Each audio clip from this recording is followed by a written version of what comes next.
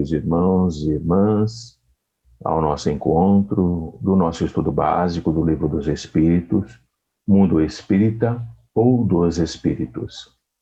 Hoje nós continuaremos estudando o livro 2º, capítulo 4, Pluralidade das Existências, e falaremos sobre a justiça das reencarnações ou da reencarnação. Quando nós partimos do princípio que um bom pai, os nossos pais, sempre deixará aberta aos seus filhos uma porta para que se arrependam e retornem ao lar para recomeçarem, dando-lhes essa nova oportunidade de consertar os seus próprios erros, podemos pensar que Deus, nosso Pai maior, também o fará. Jesus, ao nos falar do Pai, ele nos diz que o Pai é bom, justo e amoroso. E todos nós somos filhos de Deus. Portanto, esse Pai justo e amoroso nos deixa a porta da reencarnação aberta para que possamos retornar ao corpo físico ao nos arrependermos de tudo aquilo que nós fizemos de perverso, de ruim, de equivocado, para recomeçarmos uma nova existência, procurando não errar mais e consertar aqueles erros do nosso passado, de outras existências. Consequentemente, a reencarnação é a oportunidade que Deus, nosso Pai, nos dá para passarmos pelas provas da vida encarnada, já que todos nós, espíritos, tendemos à perfeição. Nós temos como destino, como fatalidade, a perfeição. Não há como fugir dessa lei universal, dessa lei de Deus. Com a doutrina da reencarnação, todos nós, aqueles que fracassamos, poderemos concluir o que não concluímos em provas anteriores. Todas aquelas provas que nós passamos e fomos reprovados nas outras vidas, nós passaremos novamente por elas, acrescentada de outras, mas com uma nova oportunidade de superá-las e conseguirmos avançar e nos colocarmos em um outro patamar, onde encontraremos outras provas que nos colocarão em teste para que possamos aprender e avançar um pouco mais. Muitas vezes, nós encontramos obstáculos que surgiram diante de nós contra a nossa vontade, não foram colocados por nossos erros do passado. Eles são novas formas de oportunidade que chegam e estão no próprio meio em que nos encontramos, no trabalho, no local onde moramos, com as pessoas que convivemos. E fracassamos nesses obstáculos, não conseguimos superá-los. E Deus não seria bom se nos castigasse por esse fracasso por toda a eternidade, por não termos passado nessas provas que surgiram diante de nós contra a nossa vontade. Consequentemente, a nossa lógica nos diz que em um pequeno período de tempo, 8 décadas, 9 décadas, 10 décadas, 100 anos, é pouco tempo para que um espírito possa aprender tudo o que precisa, corrigir todos os seus erros e ser guindado aos céus, levado para ficar ao lado de Abraão, ao lado do nosso Pai Maior. E aí, nesse período de tempo, todos aqueles que erraram profundamente, cometeram suicídios, cometeram atitudes de imoralidade, perversidade, seriam condenados para sempre no inferno, separando aquelas famílias, separando aqueles seres que se amam eternamente.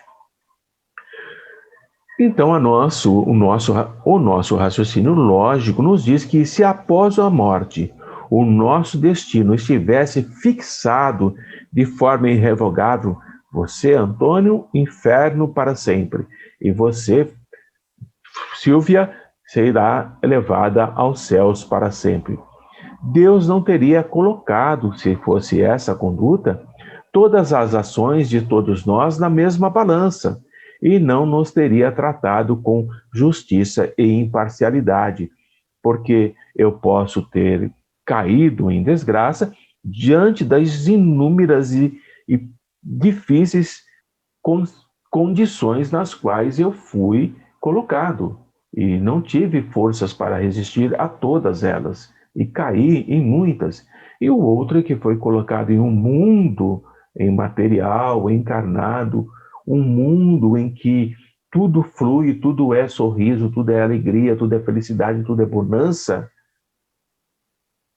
e, portanto, não passa pelo desespero da fome, da perda do lar, da perda da habitação, da perda do emprego. Ele não tem essas características de dureza da própria vida levado aos céus eternamente, porque não passou por grandes dificuldades. Consequentemente, a doutrina da reencarnação admite para o homem várias existências sucessivas com esse propósito de, em cada existência, passar por provas diferentes e ir melhorando e aprendendo e se tornando cada vez mais elevado, cada vez mais puro, cada vez mais preparado. E, portanto, a doutrina da reencarnação é a única doutrina que pode nos explicar o futuro e fundamentar as nossas esperanças, saber que o futuro pertence ao espírito, não ao corpo físico, e esse futuro está à nossa espera. E aí nós nos fundamentamos e adquirimos forças para avançar, para continuar a nossa jornada evolutiva. A doutrina da reencarnação nos oferece o meio de resgatar os nossos erros passados através de novas provas que surgem em nossas vidas. Aquelas provas que esta vida nós não conseguimos superar, ao desencarnarmos, teremos, depois de um certo tempo, a oportunidade de retornarmos em um novo corpo, em uma nova família e retomarmos as nossas provas e passarmos por outras novas que estão planejadas para a futura existência. E com a reencarnação, nós sabemos que a nossa inferioridade como espíritos não nos deserdará para sempre do bem supremo.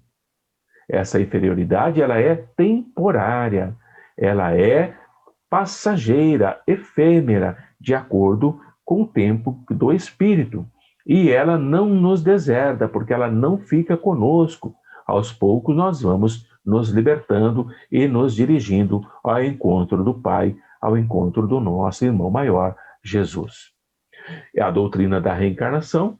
Nós sabemos que com os novos esforços nós poderemos conquistar esse bem supremo. E ao saber disso, isso nos sustenta, reanima, nos dá nova coragem, novas forças e novas esperanças, aguardando que, sabendo que iremos progredir e evoluir.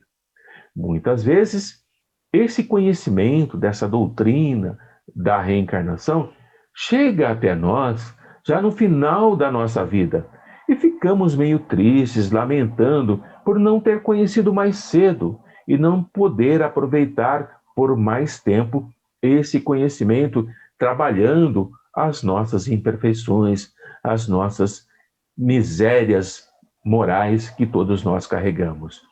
Mas, como a própria doutrina nos ensina, essa experiência tardia, esse conhecimento que nós estamos adquirindo já no final da nossa existência, ela não está perdida, ela faz parte do espírito. E nós, ao renascermos em outro momento, a aproveitaremos em uma nova vida. Já nasceremos com esse conhecimento e, portanto, faremos uso do mesmo com bastante carinho, com bastante responsabilidade. No nosso próximo encontro, nós falaremos sobre a encarnação nos diferentes mundos, o que é necessário para que possamos deixar a Terra e nascermos em outros mundos nessa imensa morada, nesse imenso universo onde há muitas moradas na casa do Pai. Paz, irmãos, que a luz e o amor do Mestre Jesus habitem em nossos corações. Até lá!